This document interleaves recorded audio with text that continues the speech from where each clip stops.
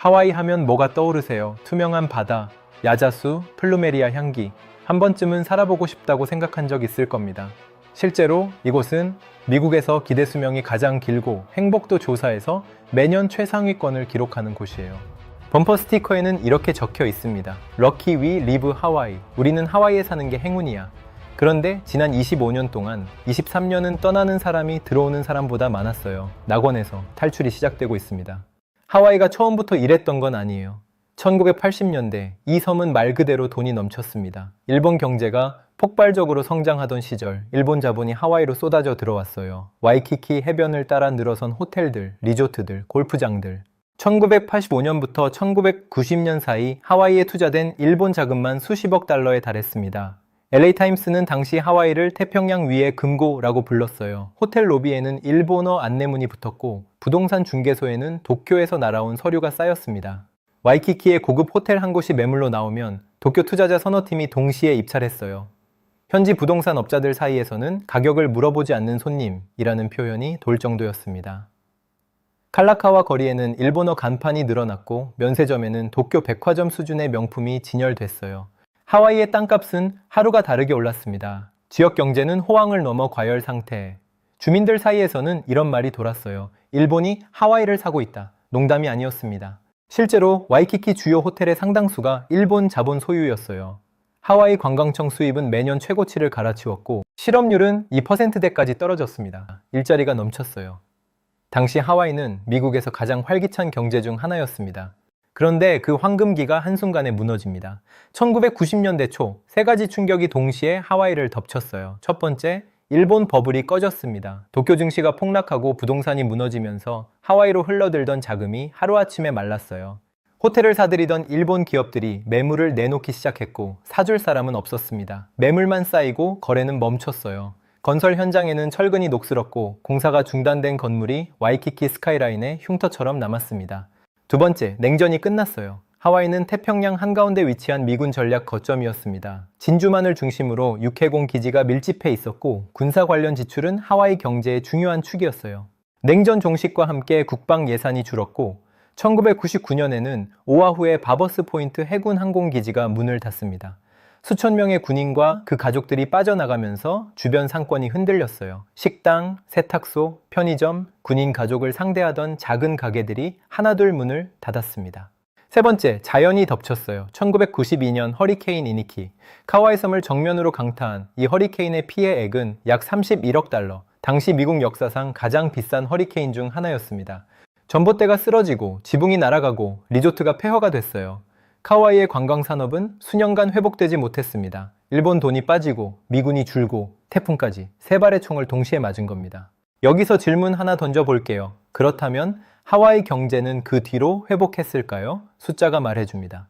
UHLO, 하와이 대학교 경제연구소가 올해 2월에 발표한 보고서 제목이 이래요. 낙원의 가격 너머 하와이는 뒤처지고 있는가? 이 보고서에 따르면 1990년대 초부터 지금까지 약 30년간 하와이의 1인당 경제 성장률은 미국 평균의 절반에도 못 미쳤습니다. 쉽게 말하면 이거예요. 미국 전체가 두 걸음 나아갈 때 하와이는 한 걸음도 못 갔습니다. 더 심각한 건 체감 경제예요. 하와이 가정의 평균 수입은 미국 전체보다 약 23% 높습니다. 숫자만 보면 괜찮아 보이죠. 그런데 이 돈으로 하와이에서 실제로 살 수 있는 것, 그러니까 실질 구매력으로 따지면 이야기가 완전히 달라져요. UHLO는 하와이의 실질 구매력을 미국 최하위권인 웨스트버지니아와 비교했습니다. 연봉은 높은데 살 수 있는 게 없다. 이게 하와이의 현실이에요. 그러면 도대체 물가가 왜 이렇게 높은 걸까요? 오아후 기준 2025년 단독주택 중위 가격은 약 114만 달러예요. 우리 돈으로 약 15억 원. 서울 아파트가 비싸다고 하지만 하와이는 그 위입니다. 전기료를 보면요. 킬로와트 시당 약 40센트예요. 미국 평균의 2배가 훨씬 넘습니다. 에어컨 한 대 한 달 내내 돌리면 우리 돈으로 15만 원이 넘게 나올 수 있어요. 우유 한 갤런 약 3.8리터에 7달러에서 10달러 사이. 미국 본토에서는 3달러대입니다. 달걀 한 판도 본토보다 두세 배 비싸요. 하와이에서 장을 본다는 건 매번 지갑과 싸우는 일입니다. 왜 이렇게 비싼 걸까요? 여기에 하와이만의 구조적 이유가 있어요. 존스 액트, 1920년에 만들어진 미국 해운법입니다. 이 법에 따르면 미국 항구와 미국 항구 사이를 오가는 화물선은 반드시 미국에서 건조되고 미국인이 소유하고 미국인이 운항해야 해요. 문제는 미국에서 배를 만드는 비용이 국제 시세의 약 3배라는 겁니다. 하와이는 섬이잖아요. 생필품의 대부분을 배로 들여와야 합니다. 쌀도, 자동차도, 건축 자재도 전부 바다를 건너와야 해요. 그런데 그 배가 다른 나라 배보다 3배나 비싸게 운영됩니다. 이 비용은 고스란히 물건 가격에 반영돼요. 그래스루트 인스티튜트라는 하와이 연구기관이 2020년에 계산한 결과 존스 액트로 인한 연간 추가 비용은 약 12억 달러입니다. 4인 가족 기준으로 매년 약 7,200달러, 한 달에 약 60만 원씩 보이지 않는 세금을 내는 셈이에요. 여기서 하나 더, 존스 액트 때문에 하와이 물류는 사실상 2개 회사가 독점하고 있습니다. 매트슨과 펠리 하와이. 경쟁이 없으니 운임이 내려갈 이유도 없어요. 섬 주민들에게 선택지란 게 없습니다. 본토에서 하와이로 자동차 한 대를 배로 보내는데 약 1,500달러에서 3,000달러가 들어요. 아마존 프라임 무료 배송도 하와이는 예외인 경우가 많습니다. 온라인으로 뭘 사든 배송비가 별도로 붙어요. 배송 불가 지역이라는 문구를 가장 자주 보는 곳이 하와이입니다. 섬이라는 건 그런 겁니다. 그렇다면 배 대신 다른 방법은 없었을까요? 시도는 있었어요. 2007년 하와이 슈퍼페리라는 대형 고속 여객선이 취항했습니다. 섬과 섬 사이를 저렴하게 연결하겠다는 야심찬 프로젝트였어요.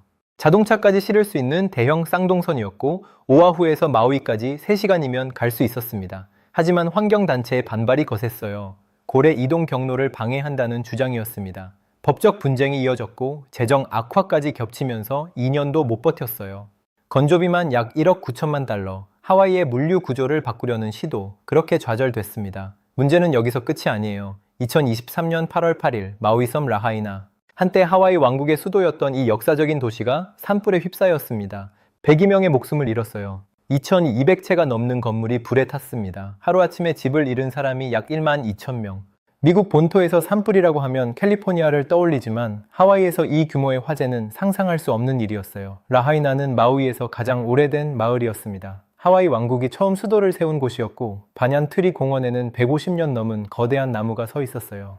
원주민 문화의 뿌리가 있는 곳이었습니다. 그 뿌리가 하룻밤 사이에 재가 됐어요. 불에 탄 집터에 컨테이너를 놓고 생활하는 가족들이 지금도 있습니다. 아이들은 이웃섬 학교로 전학을 갔고 돌아올 집은 아직 없어요. 재건 허가가 나온 건 2025년 중반까지 겨우 31건, 2200채 중 31건입니다. 2025년 초 기준 라하이나 거주자의 약 90%가 여전히 이재민 상태예요. 2년이 다 되어 가는데 말입니다.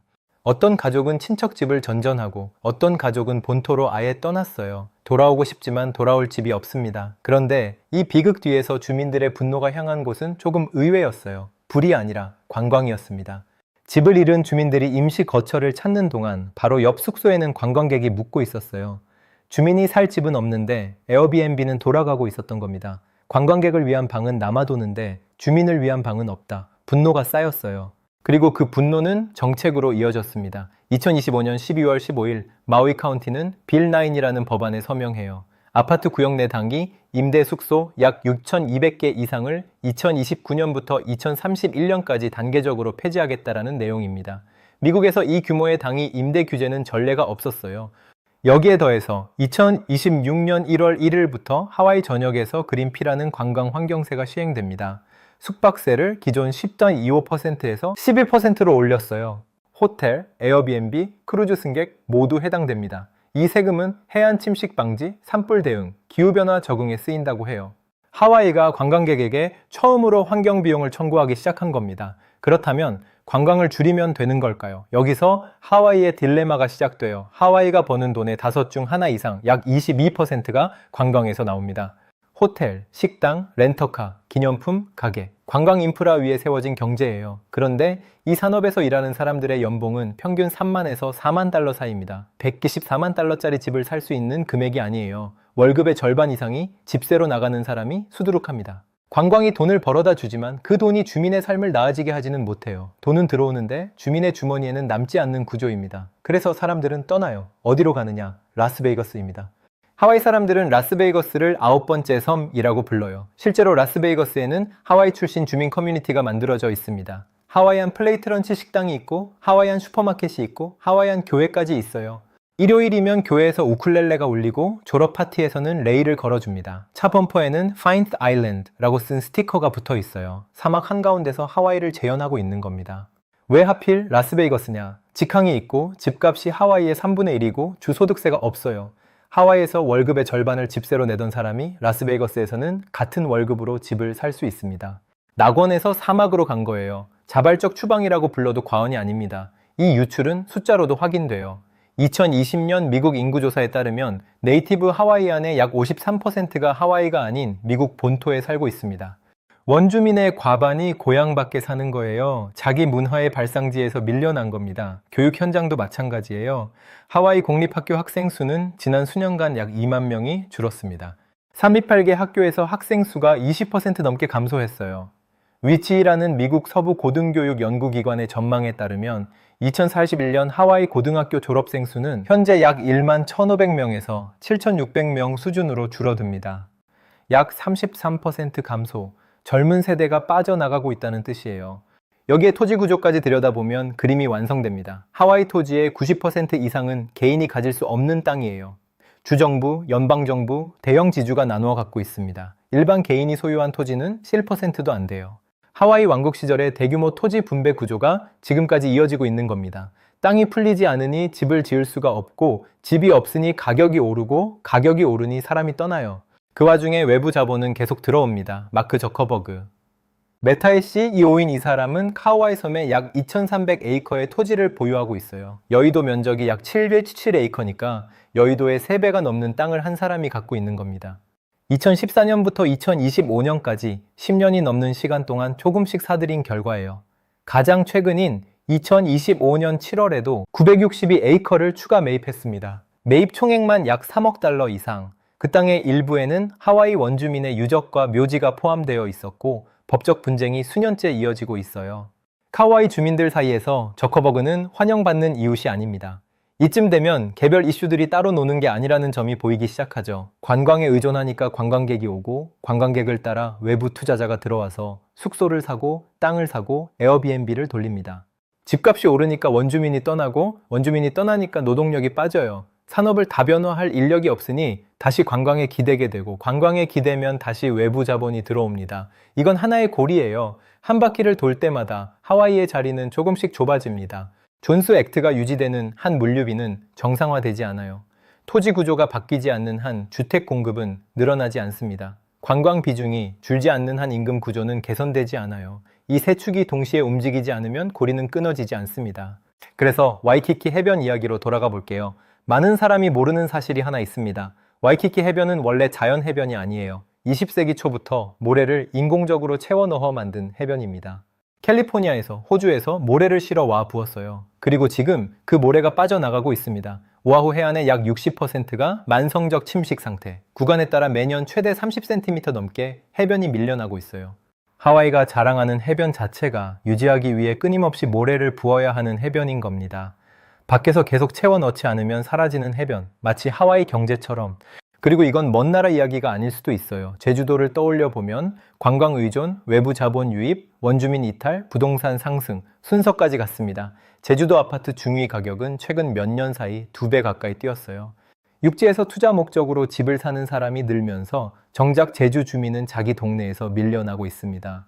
배로 물건을 들여오니 물가도 비싸요. 규모는 다르지만 방향은 같습니다. 하와이가 30년에 걸쳐 겪고 있는 일을 제주도는 지금 10년째 따라가고 있을지 모릅니다. 마지막으로 4가지 질문을 남깁니다. 관광을 줄이면 하와이 경제가 버틸 수 있는가? 30년간 산업 다변화를 시도했지만 성공한 적이 있는가? 존스 액트가 유지되는 한 물가는 정상으로 돌아올 수 있는가? 토지 구조가 이대로인 한 주택 문제는 해결될 수 있는가? 하와이의 위기는 감정의 문제가 아닙니다. 가격 구조의 문제, 토지 구조의 문제, 산업 구조의 문제. 이 3가지가 바뀌지 않으면 낙원은 계속 비싸질 거예요. 구조가 바뀌지 않으면 결과도 바뀌지 않습니다.